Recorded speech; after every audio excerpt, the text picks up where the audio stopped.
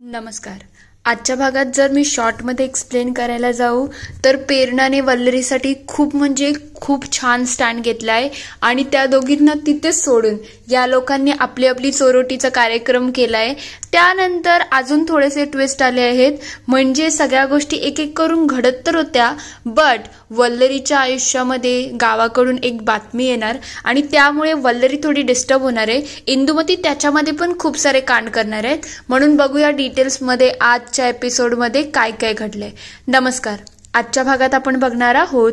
इकडे प्रेरणा वल्लरीला समजवत असते, वल्लरी हे बघ, तू माझी इतकी जीवाभावाची मैत्रीण आहेस ना, जर तू ओटी भरली नाही तर काही उपयोगच नाही. एक वेळ माझे नातेवाईक, माझी आई, माझी फॅमिली तरी माझ्या बरोबर नव्हती ना, तेव्हा तू माझी सतत साथ दिली आहे. म्हणून माझ्या बाळासाठी तुझं पहिला हक्क बनतो आणि मला तर वाटते सगळ्यात पहिली ओटी सुद्धा तूच भरायला पाहिजे. तेव्हा वल्लरी म्हणते, एवढं ताई तुम्ही एवढं माझ्यासाठी करता हे खरंच खूप महत्वाचं होतं. तेव्हा मिठू म्हणायला लागते, खरंच हे सगळं खूप छान झालं आहे ना. तेव्हा वल्लरी म्हणते, हे सगळं मिठू ताई तुम्हीच केलं आहे ना. तेव्हा प्रेरणा म्हणायला लागते, हो सगळं काही मिठूनेच अरेंज केलं आहे. खरं म्हणजे आपली मिठू आहे ना, ती थोडी मोठी झाली आणि समजूतदार सुद्धा झाली आहे.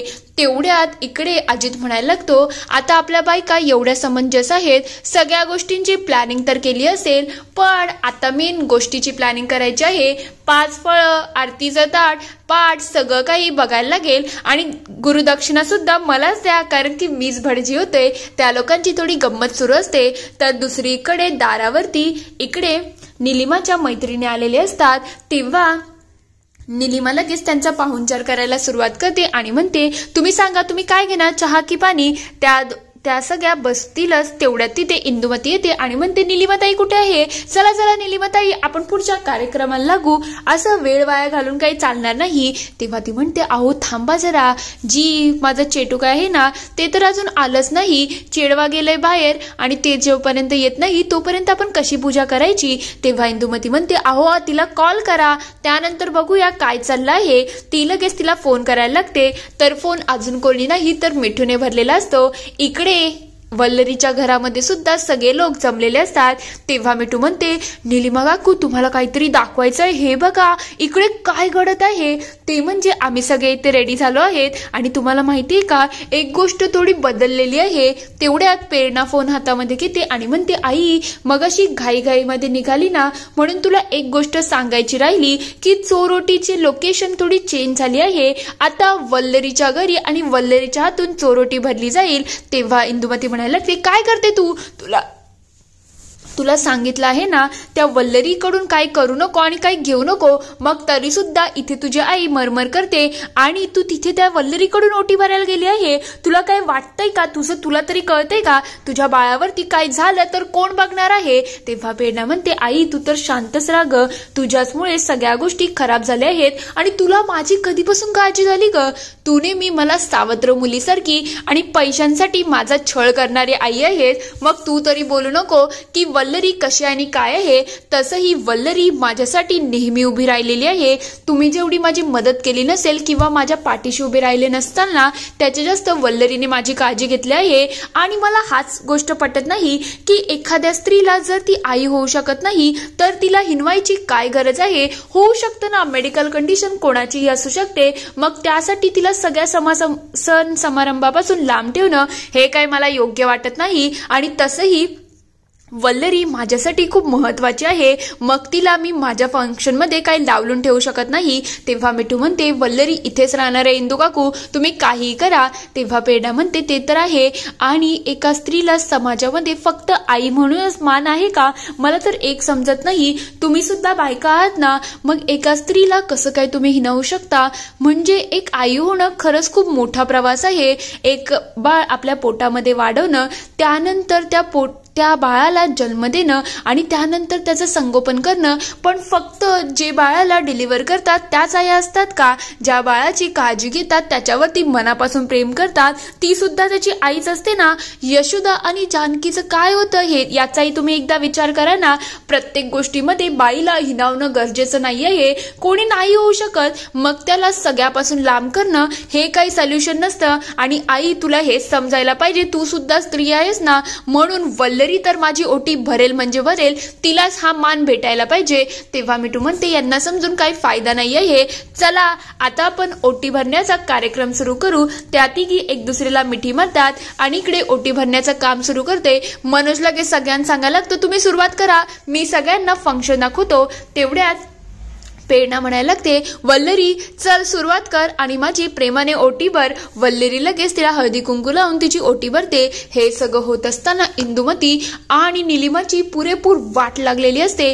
त्यांना काय बोलावं काही सुचत नसतं. तर थोड्या वेळानंतर इकडे सगळे आपापल्या घरी आलेले असतात. तेव्हा वल्लरी म्हणते आजचा कार्यक्रम किती छान झाला ना, म्हणजे सगळं किती मस्त होतं ना. तेव्हा मनोज म्हणायला लागतो खरंच आज प्रेरणाताईंना मानायला पाहिजे, म्हणजे माझ्या आईचा आणि त्यांच्या आईचा एवढा विरोध असून सुद्धा त्यांनी तुझ्यासाठी स्टँड घेतला. म्हणजे आपल्या बाळावरती कोणाची वाईट नजर येऊ नये यासाठी बायका झटतात, पण त्यांनी तुझ्या मैत्रीला मान दिला आहे. आज खरंच तुमच्या मैत्रीचं कौतुक करावं तेवढं कमीच आहे, कारण की तू खचून गेली होती पण त्या काही खचून गेल्या नाही. तेव्हा वल्लरी म्हणते हे बघा मी शिकलेली आहे, मी मेडिकल सायन्सवरती विश्वास ठेवते, पण प्रेरणा ताई तर देवभोळ्या आहेत, त्या तर सगळ्या रूढी परंपरा सगळं काही मानत असतात, पण त्यांनी माझ्यासाठी स्टँड घेतला आणि एक आई म्हणून माझ्या पाठीशी उभ्या राहिल्या. हे खरंच खूप मौल्यवान आहे. म्हणजे त्यांचं हे सगळं वागणं बघून मलाही थोडं वेगळं वाटलं होतं, कारण की जेव्हा सासूबाई मला टोमणे देत होत्या ना तेव्हा कुठेतरी माझ्या मनावरतीही परिणाम होत होता की मी प्रेरणाताईंपासून लांब राहावं, त्यांच्या आजूबाजूला भटकू नये, कारण की माझ्यामुळे त्यांच्या बाळाला काय झालं तर मला सुद्धा त्रास झाला असता. पण प्रेरणाताईंनी असं काहीच केलं नाही. त्यांनी फक्त आणि फक्त माझा विचार केला आणि मला काय वाटेल आणि काय नाही याचा विचार करून सगळ्या गोष्टी ठरवल्या आहेत. आज खरंच त्यांचं कौतुक करावं तेवढं कमीच आहे. तेवढ्यात तिकडे त्यांना फोन येतो आणि वल्लरी सांगते अहो तुमच्या मित्राचा फोन आहे. तेव्हा ते दादा म्हणतात वहिनी तुम्हाला एक महत्वाची गोष्ट सांगायची आहे. तुमचे तात्या आहेत तर थोडे आजारी आहेत, म्हणजे थोडे सिरियसच आहेत. त्यांनी सांगितलं होतं की तुम्हाला सांगू नका, पण मीच सांगते म्हणजे कसं काही प्रॉब्लेम नको. तेव्हा वल्लरी म्हणते सगळं ठीक आहे ना.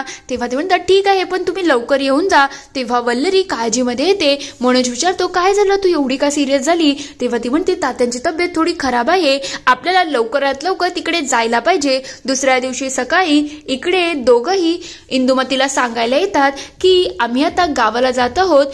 वल्लरीच्या तात्यांची तब्येत थोडी खराब झाली आहे आणि त्यांच्यासाठी आम्ही तिकडे निघतोय. तेव्हा लगेच इंदुमती भोंगाच पसरते आणि म्हणायला लागते अरे देवा देवा चांगला माणूस होता ना, गेला रे, गेला गेला गेला. तेव्हा मनोज म्हणायला लागतो आई फक्त त्यांची तब्येत खराब झाली आहे, तू त्यांना कुठे मारण्यावर नेते, असं काही अभद्र बोलू नको. तेव्हा ती म्हणते अरे गावाकडच्या लोकांची सवयच असते की कोणी धावपळ करून येऊ नये, काही स्वतःचं जीवाचं करू नये, म्हणून ते असं सांगतात. पण मला माहिती आहे ना तिच्या बापाचा जीव गेला असेल आणि त्याच्याचमुळे हे सगळं घडलं असेल, मी सांगते ना. तेव्हा वल्लरी ही चिडते आणि म्हणते सासूबाई शांत राहो, काही बोलू नका. ती लगेच रडत रडत बाहेर जाते.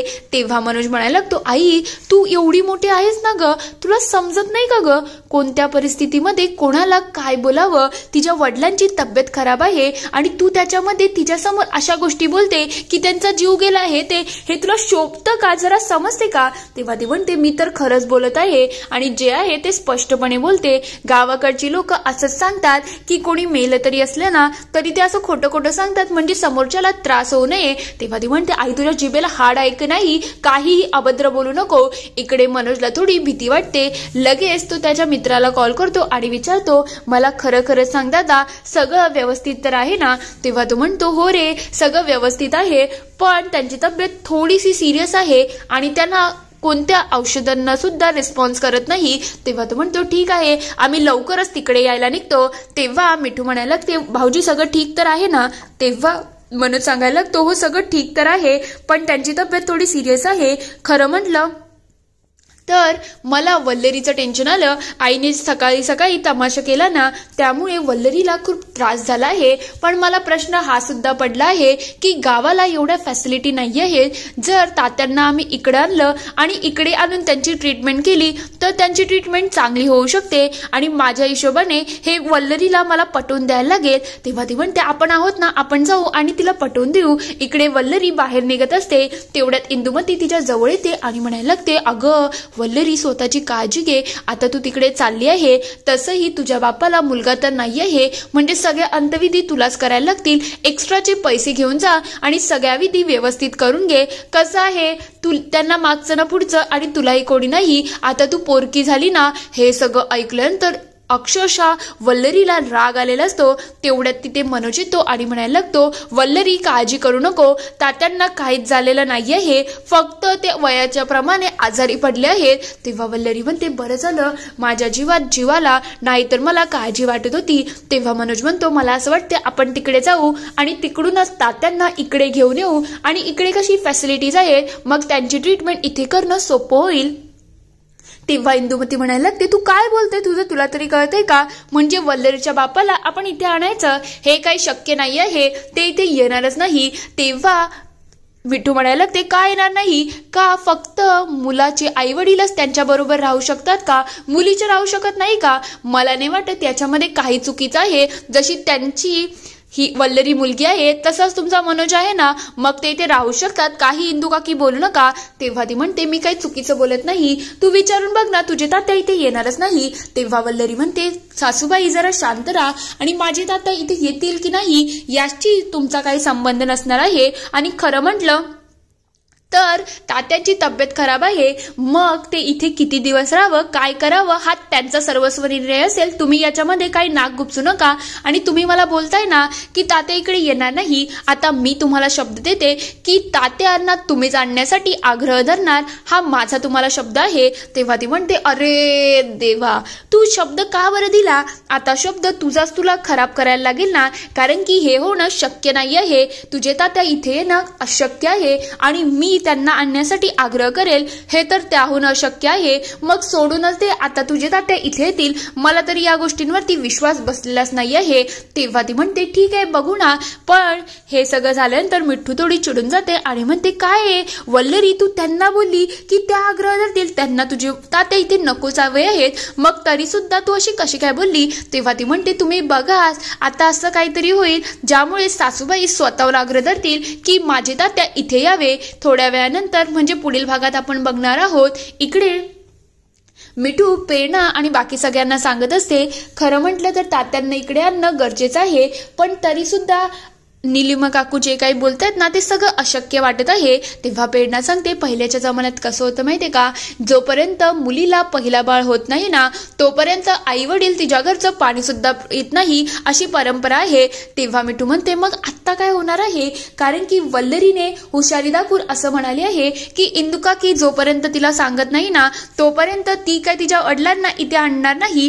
तेव्हा तिथे वल्लरी येते आणि म्हणायला लागते, तुम्हाला वाटत असेल ना वल्लरी मूर्ख आहे, तिला अक्कल नाही आहे, पण मिठूताई तुम्हाला माहिती नाही, आता असं काहीतरी घडणार आहे ज्यामुळे सासूबाई स्वतःहून या सगळ्या गोष्टी करायला होतील. इथे हा एपिसोड संपतो. आता खरंच वल्लरीच्या डोक्यामध्ये नेमकं प्लॅनिंग तरी काय सुरू आहे, तुम्हाला काय वाटतं ते मला कमेंटमध्ये नक्की कळवा. व्हिडिओ आवडला असेल तर लाईक, शेअर, सबस्क्राईब करायला विसरू नका.